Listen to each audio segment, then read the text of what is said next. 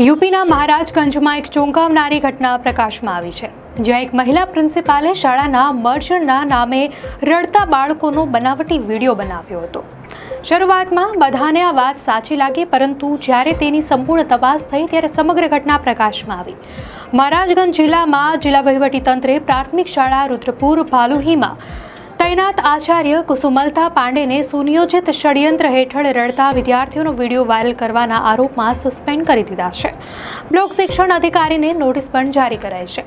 Viral વિડીયોમાં બાળકો શાળાના ગેટની બહાર પ્રિન્સિપાલને ગળે લગાવીને રડતા જોવા મળી રહ્યા છે। વિડીયોમાં બાળકો વારંવાર કહેતા જોવા મળ્યા હતા, મેડમ કૃપા કરીને ગેટ ખોલો, અમારે અહીં ભણવાનું છે। આ મામલાની ગંભીરતાને ધ્યાનમાં રાખીને જિલ્લા મેજિસ્ટ્રેટ સંતોષ શર્માએ તાત્કાલિક તપાસ કરવા અને રિપોર્ટ મોકલવાનો નિર્દેશ આપ્યો, જે બાદ જિલ્લા વહીવટીતંત્રે આ મામલાની તપાસ કરી। તપાસમાં બહાર આવ્યું કે વિડીયો સંપૂર્ણપણે સ્ક્રિપ્ટેડ હતો। તપાસમાં જાણવા મળ્યું કે શાળાના આચાર્યએ પોતે શાળાને બીજી શાળામાં મર્જ કરવાથી રોકવા માટે એક સ્ક્રિપ્ટેડ વિડીયો બનાવ્યો, જ્યારે શાળાને સમયસર ખોલાઈ જ નહોતી। તપાસ દરમિયાન જાણવા મળ્યું કે ઇન્ચાર્જ આચાર્યએ શાળામાં વિદ્યાર્થીઓના નોંધણી અંગે કોઈ કાર્યવાહી કરી ન હતી, જેના કારણે કુલ નોંધણી માત્ર 32 જ મળી આવી। દર્શક મિત્રો, આવા જ ટ્રેન્ડિંગ ન્યૂઝ માટે તલોક સત્તા ચેનલને સબસ્ક્રાઇબ કરો।